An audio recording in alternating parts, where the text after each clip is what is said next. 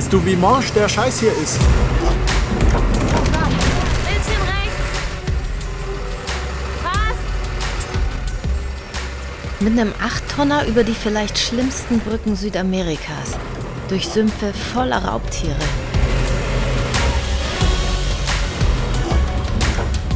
Wieso tun wir uns sowas an?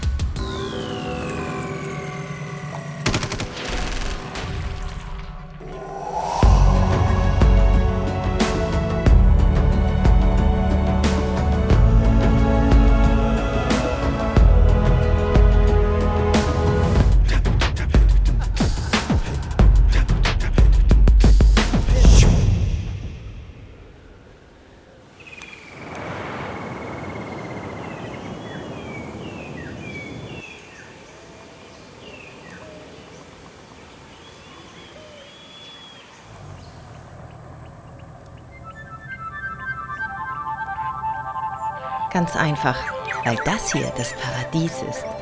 Zumindest ist es der beste Ort auf dem gesamten Kontinent, um wilde Tiere zu beobachten.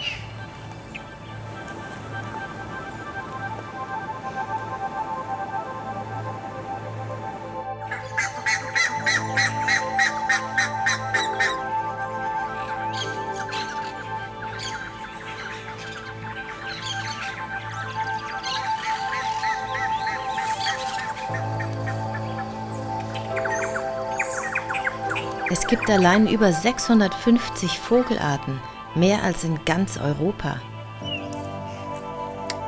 Und hier lebt auch der größte Papagei der Welt, der prächtige Hyazintharer. Anderswo vom Aussterben bedroht.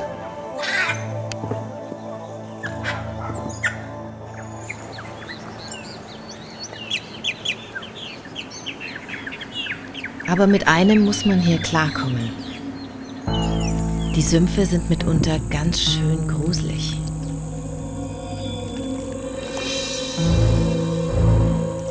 In den Tümpeln drängen sich Krokodile, dicht an dicht.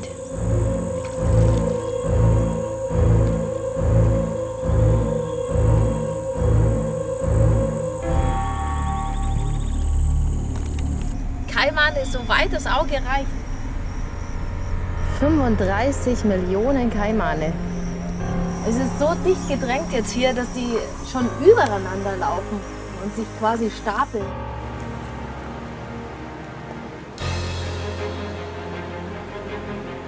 Wir sind im Pantanal in Brasilien angekommen, dem Reich der Kaimane.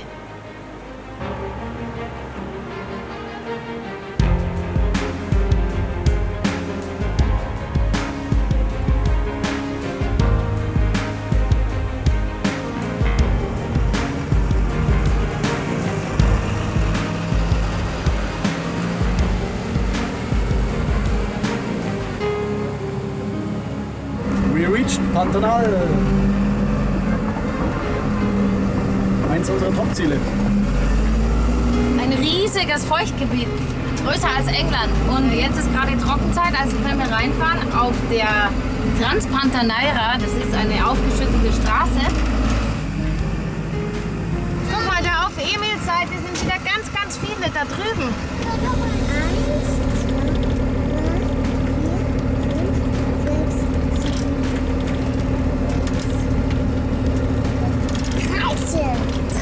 13. Wow. Und die Krokodile waren von ganz nah mit ihrem Maul ganz nah an der Ente. Ente in Gefahr. Aber die ist zack und weggeflogen. Und die Krokodile können gar nicht fliegen. Nicht? Nein. Hier. Guck mal, ein Storch.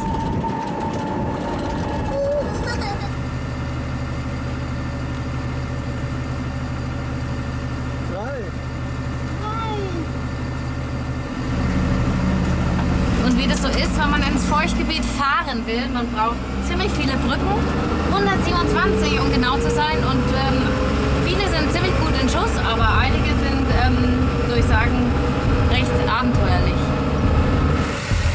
Da bist du schon drauf. Oh Gott, oh Gott.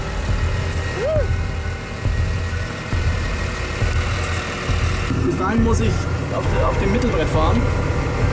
Und hinten muss ich auch auf der rechten Planke fahren, weil sonst ist drunter nichts mehr. Okay, viel Glück.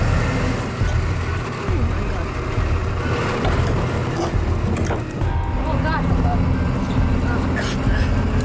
Nichts für schwache Nerven. Man kann nicht hinschauen. Hier darf man nicht eine halbe Radbreite falsch fahren, sonst geht's bergab. Schau, hier ist auch eins. Wir trauen den Brücken natürlich nicht auf Anhieb. Rallo muss jede einzelne inspizieren.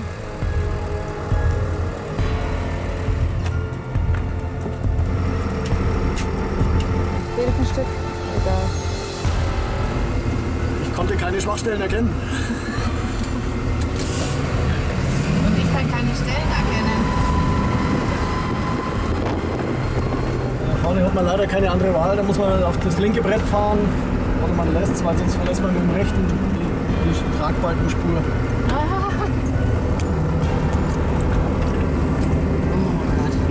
Hoffen wir mal, dass alle 6 Räder drüber wollen. Schön, dass du noch lachen kannst. Keine schöne Vorstellung, da Räder nach oben mit dem Rücken im Krokodilsumpf zu liegen. Aber der Kran, der diese Brücken passieren müsste, um hierher zu kommen, den gibt es nicht. Okay. Ja, passt. Das war jetzt aber genauso breit wie der Reifen. Da warten sie schon auf dich, bis du einen Fehler machst. Aha. Am Anfang finden wir das noch alles halbwegs lustig. Aber mit abnehmender Qualität der Brücken flattern uns dann irgendwann doch mächtig die Nerven. Ist da irgendwas drunter?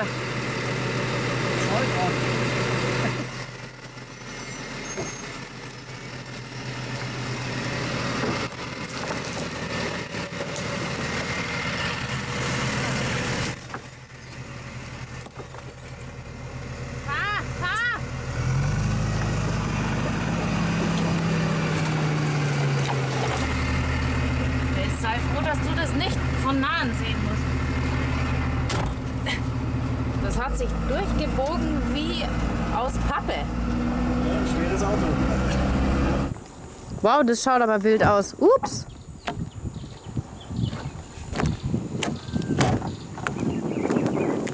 Wird bei dem 2,5 Tonner schon so gemacht.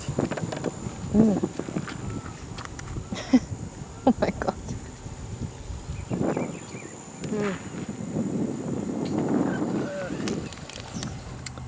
Der untere Tragbalken ist ein solides Vierkantwerk. Weißt du, wie morsch der Scheiß hier ist? Nee. Wenn der kollabiert,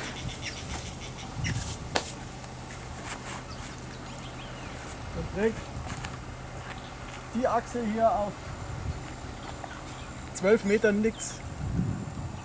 Weil es ist ja nicht so, dass man hier fahren muss mit 9 Tonnen. Das zwingt einen ja keiner.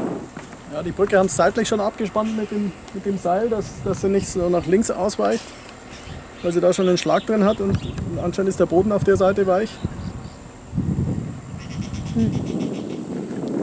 Ich hoffe, du hast dein Morgengebet gesprochen. Ja, ich fahre jetzt hier mit Schwung raus, weil ich weiß nicht, ob wenn der linke wegknickt, der ringt die ganze Trasse durch.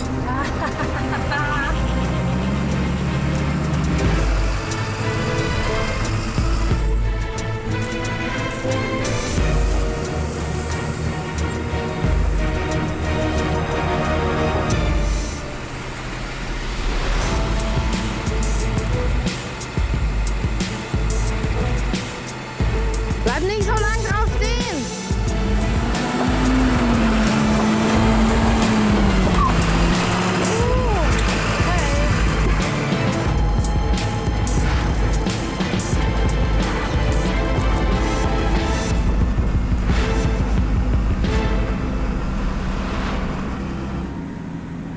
Geschafft. Nach 2 Tagen Brückenhorror kommen wir endlich im Herzen des Pantanal an, am Rio Paraguay. Hier ist sogar eine kleine Siedlung. Dr. Hoffre, Downtown. Hier endet die Transpantaneira. Das ist nämlich eine Sackgasse. Hier geht's nur noch mit dem Schiff weiter.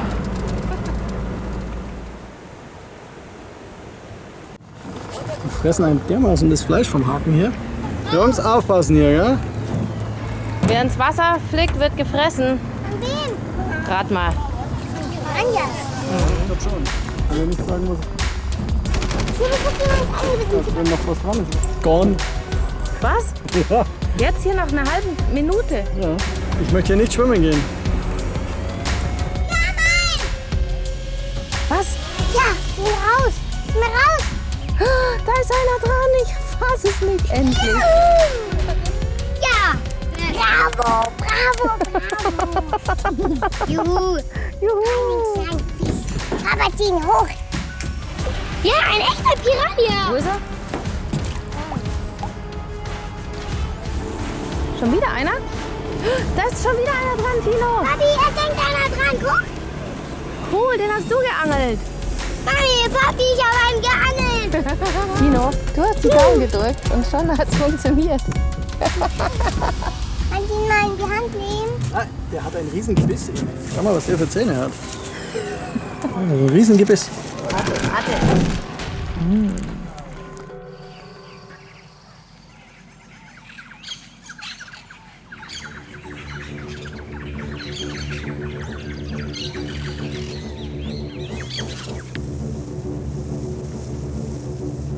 Wir gehen auf Bootssafari. Wir wollen so gern die größte Raubkatze von ganz Amerika sehen. Und vom Wasser aus sind die Chancen am besten.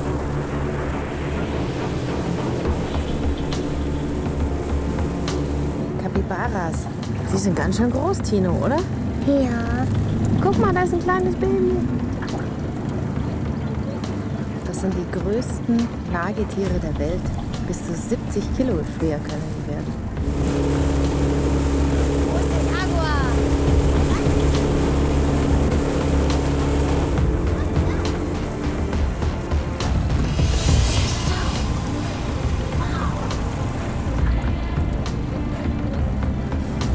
Kommt er zum Fluss? Jetzt sieht er ihn toll.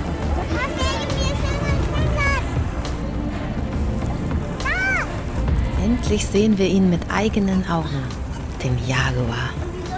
Kraftvoll, elegant und doppelt so beißkräftig wie ein Löwe. Das war der erste Jaguar meines Lebens. Fette Katze.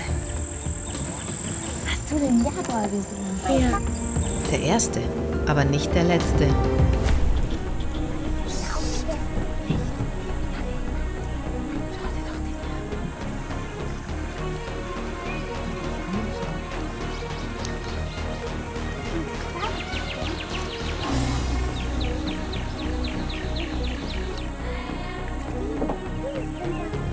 Der hier möchte jetzt offensichtlich seine Ruhe.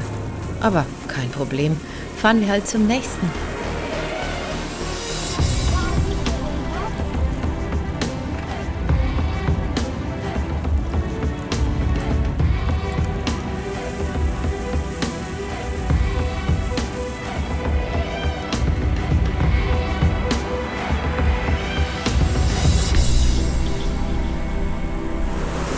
Das ist der Rio Paraguay, das ist quasi die Lebensader des Pantanal.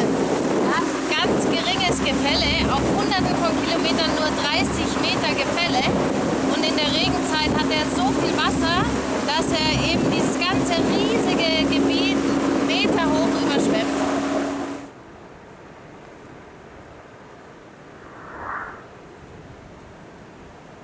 Alle, die hier leben, sind dem extremen Wechsel zwischen Überflutung und Trockenfallen ausgesetzt. Jetzt ist gerade Niedrigwasser. Es hat seit Monaten kaum geregnet.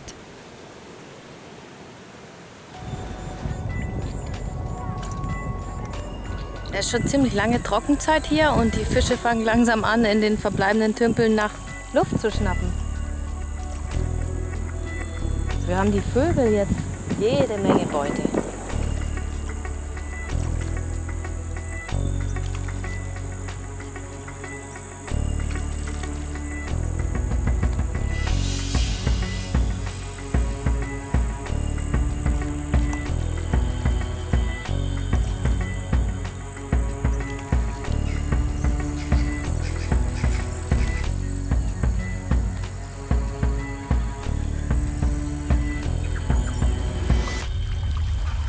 Tja, die Fische sind jetzt wirklich mal in der Falle.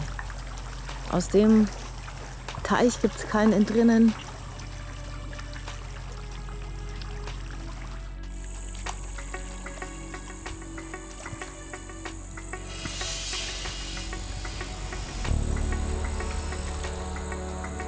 Es ist ein einziges riesiges Festmahl für alle Fischfresser.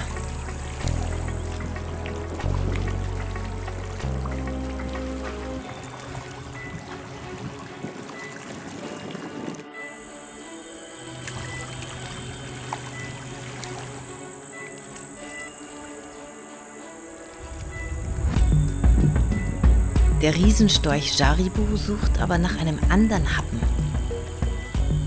Hier war er doch irgendwo, oder?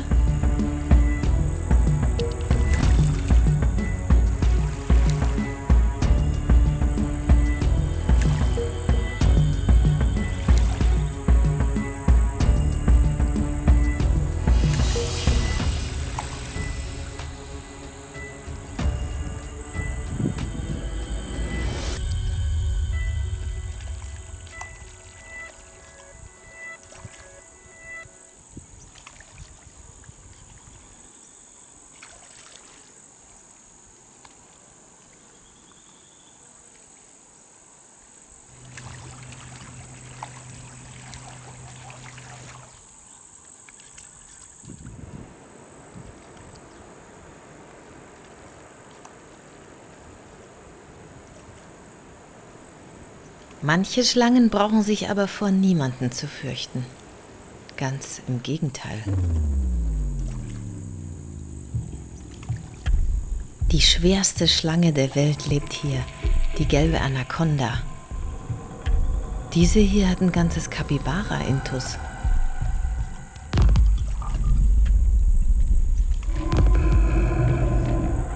Guck mal, die kommt zu euch.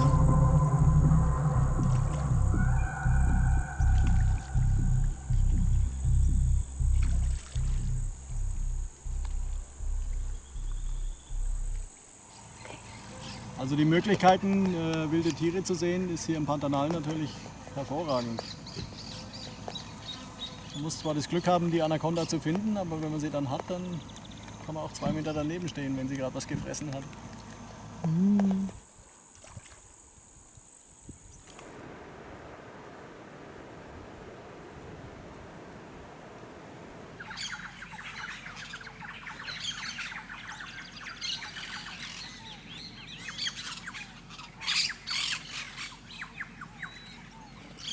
Am Abreisetag finden wir noch ein Andenken an die schönen Brücken in unserem Reifen.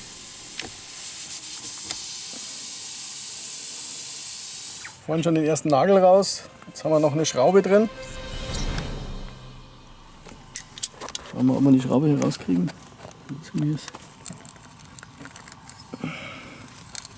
Schraube? Ich habe keine Ahnung, was das hier ist. Ich probiere es jetzt mal mit drehen, vielleicht ist es auch einfach... Ach du Scheiße. Was ist das denn? Keine Ahnung, was das ist. Ziemliche Operation. Ich ein Nagel. Ganz schönes Gerät. Ja, wenn man ihn ganz drin hat, auf jeden Fall. Keine Ahnung, was das sein soll. Aber Reifenflicken ist Rallos leichteste Übung und bald rollen wir wieder raus aus dem Paradies.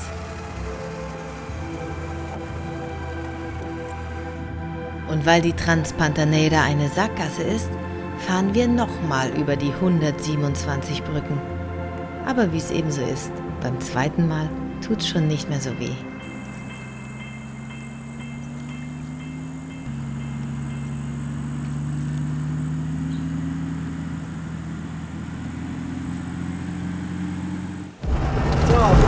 Beendet das her. Das Abenteuer Amazonien beginnt.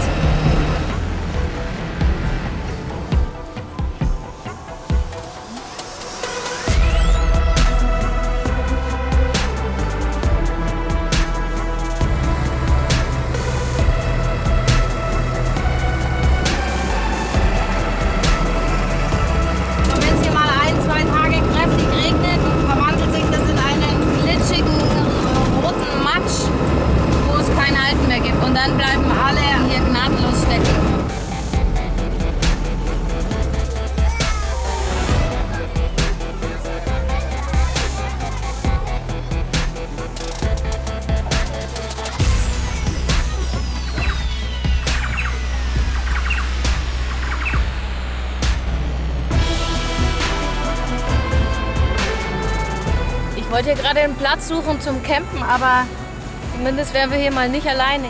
Ganz schön groß. Gott, der hat größere Füße als du, Emil. Wer hat Angst vor einem Jaguar? Was?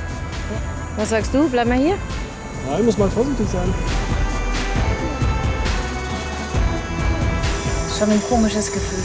Hunderte Kilometer um uns rum und gar nichts. Und dann schleicht da noch so eine Raubkatze rum. Wilder geht's nicht.